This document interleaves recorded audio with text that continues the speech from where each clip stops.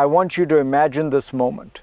A sitting leader is captured by a foreign power, not through extradition, not through a court ruling, but through force.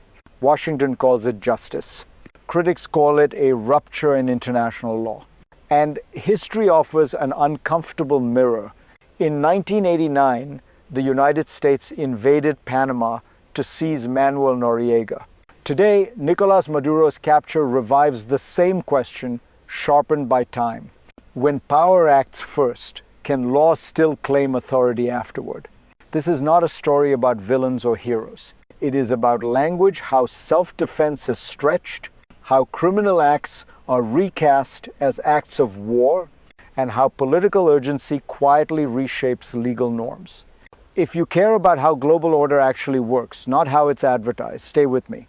Because what looks like a single operation may, in fact, be a precedent. And before we move forward, ask yourself this. What happens to international law when enforcement replaces consent? Now, let's step back and define the problem clearly. To understand what is really at stake, we have to separate what the United States says it is doing from what international law allows it to do.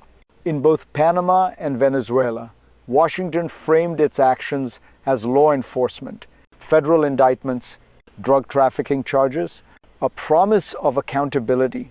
But international law was built on a different assumption, that sovereign borders matter, even when the leader behind them is corrupt, brutal, or criminally indicted. Normally, there are only two accepted paths: extradition through treaty and consent, or arrest with the explicit approval of the host government. In both cases, those paths were blocked.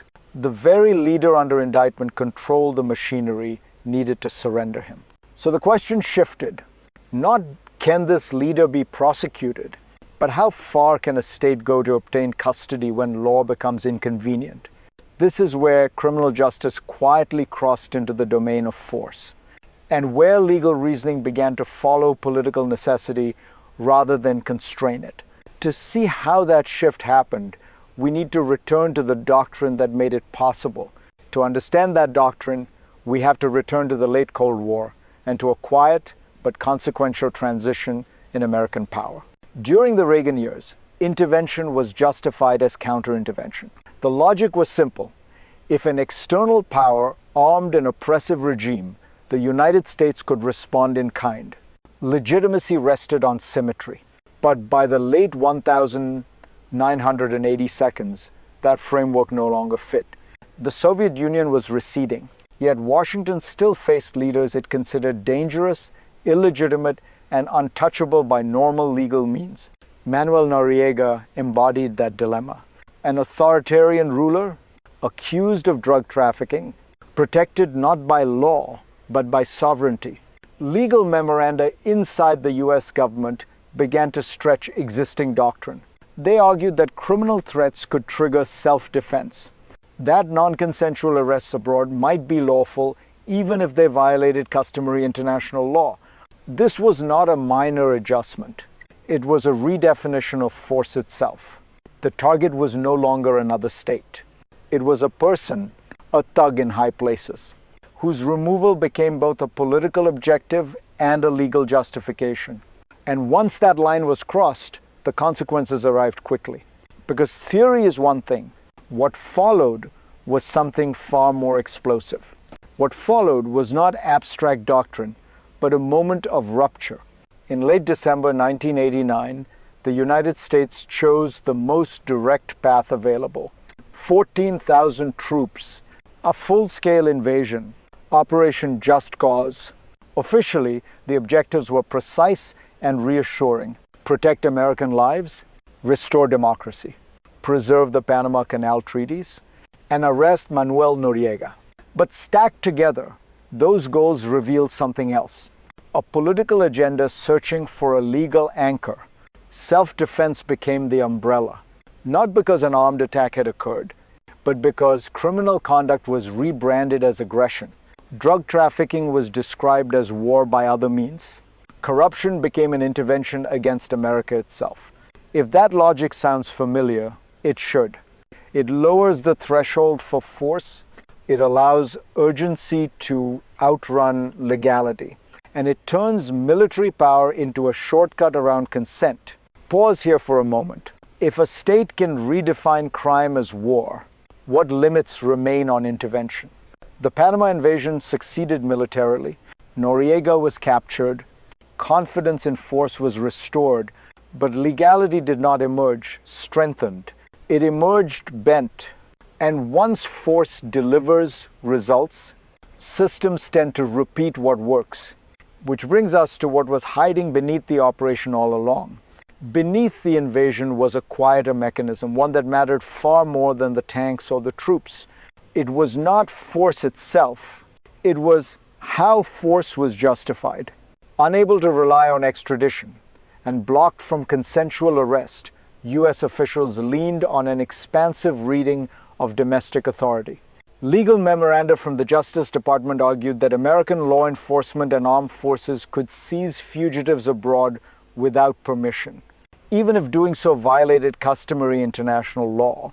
To bridge that gap, the language of self-defense was pulled far beyond its original frame. Self-defense no longer required an armed attack. It only required a threat defined by Washington. Drug trafficking was recast as aggression. Corruption as intervention.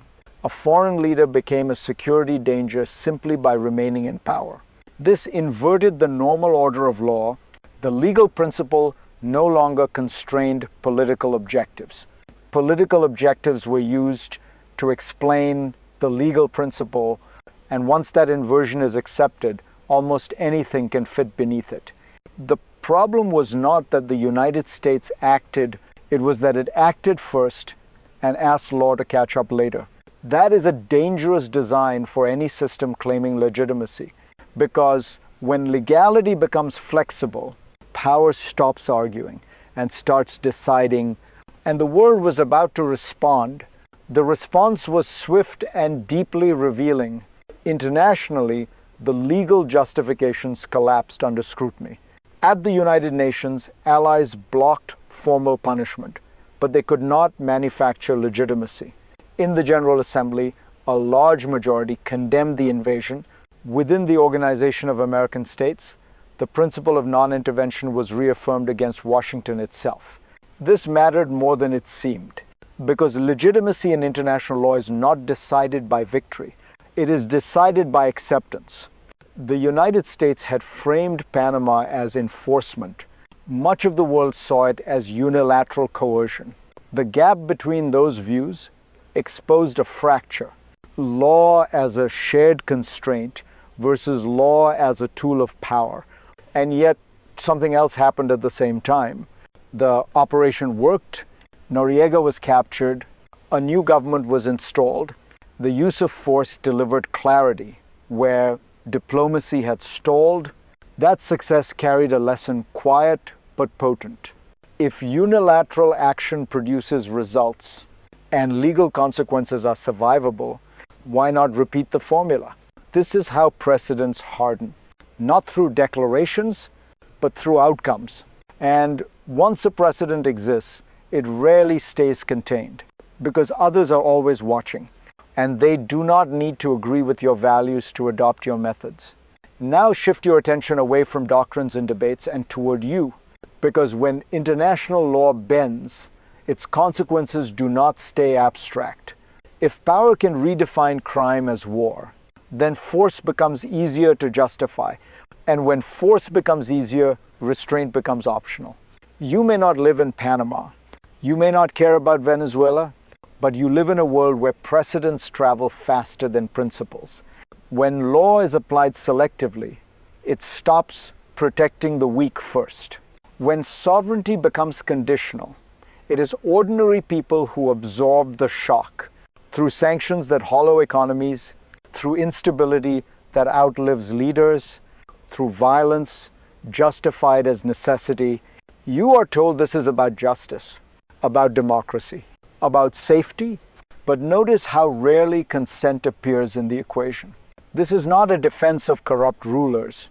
It is a warning about systems Because once law becomes something powerful, states interpret alone, your protection depends less on rules and more on whether you matter to those enforcing them. If this question unsettles you, it should. Stay with me because the global consequences are even larger. Zoom out now because what began as a regional action never remains regional for long. When a major power normalizes unilateral force to capture foreign leaders, others take notes. Not on the rhetoric, on the precedent. Russia and China do not need to agree with Washington's values to study its methods. They only need a usable justification.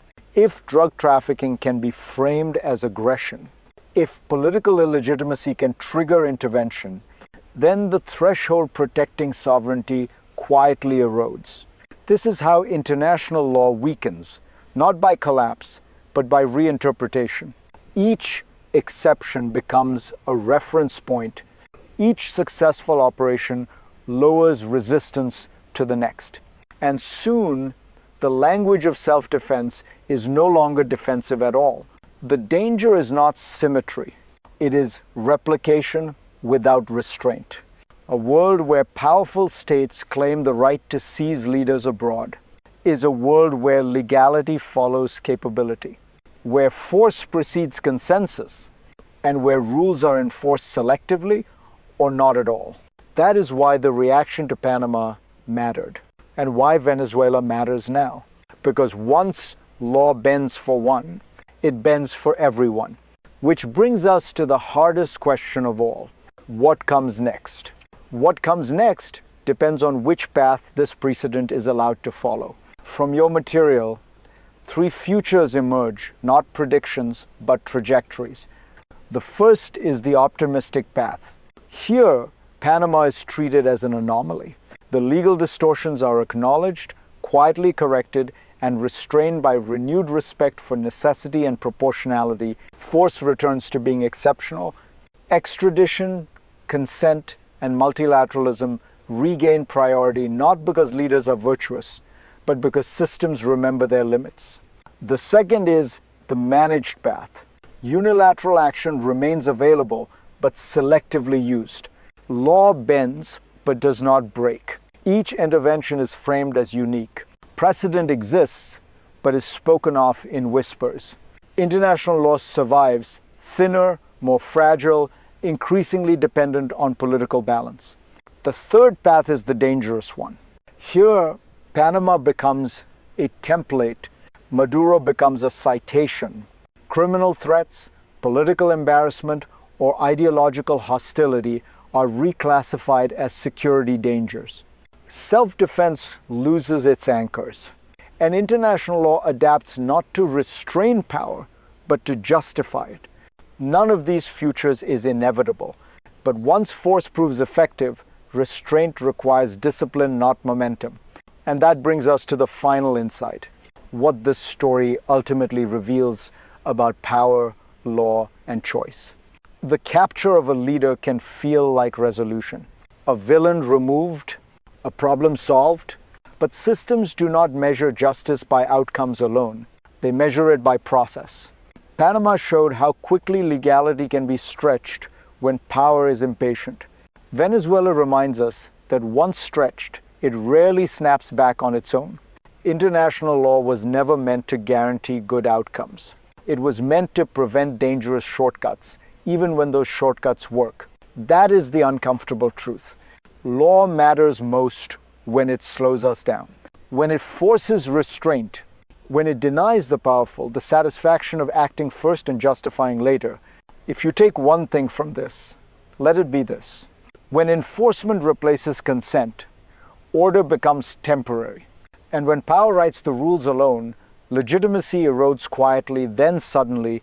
If this analysis helped you see the system more clearly, share it. These conversations matter precisely because they are rare. And if you want to continue this series, the next question is unavoidable. What happens when other powers decide they've learned enough?